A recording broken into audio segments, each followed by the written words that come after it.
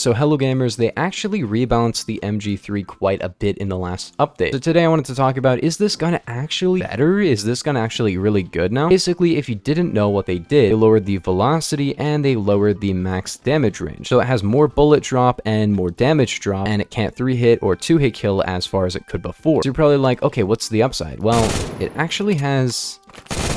Can you not? As I was saying, it actually has a faster reload time now, which is really nice because before, as you know, the reload time was awful. This gun had like a 6.57 second reload or something like that. Now it has, I think, a 5.4. Yeah, 5.6 instead of like 7.3. And you're like, that's not great. That's like 6 seconds of just sitting there reloading. It is way better than it used to be, which makes this gun way more usable for people who want to get high kill games. If you spend half your time reloading, you're just not going to get as many kills, which made this overall the worst LMG in the game. And now that it has a faster reload, you can just go off with it a little bit more than before. We're going to talk about the other stats as well to try to figure out if this is actually a gun worth using now. And is it worth pre-buying? You're gonna get vote kicked for pre-buying this gun, so I don't really recommend you do that, but yeah, it does a laser at 1000 RPM with pretty high close range performance. And yeah, I didn't get the reload on, and I lose. The reload time is really nice, but the damage drop is not going to be as good. You're going to have more bullet drop, which is not a big problem. You have 2600 velocity. It's not the best in the game, but it's still really high velocity. And with 1000 RPM, yeah, you don't need as great of a 3-hit kill range. It shoots extremely fast, and the 3-hit kill range is still pretty good. It still has high pen, and it still has pretty low and manageable recoil with this setup. Default, the recoil isn't amazing, but...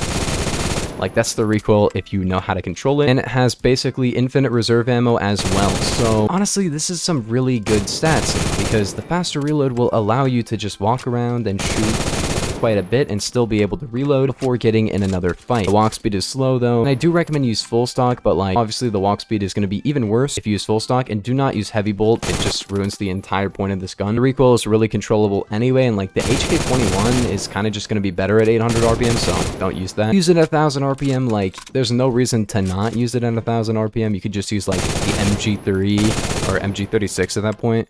Instead of this. But yeah, it has high velocity, 2 studs of pen, lots of suppression, pretty good ranges as well. They were gonna nerf the min damage range, but they decided, nah, we won't. Which is fair enough because, like, it does like 20 at range, not amazing min damage. It also doesn't have a torso multi, so you wouldn't be able to like 4-hit torso or anything at range. So it's going to be a 3 and 2 hit to a 5-hit at range, a pretty decent 4-hit kill range as well. They did change the recoil a little bit. I don't know how much they stepped back on it because before the recoil was quite a bit worse, but they were like, you know what, we'll make it better again, but they could have changed it a little bit. It feels a little bit worse than it used to, but it's not a problem at all. As you can probably see from me like basically eviscerating everybody here.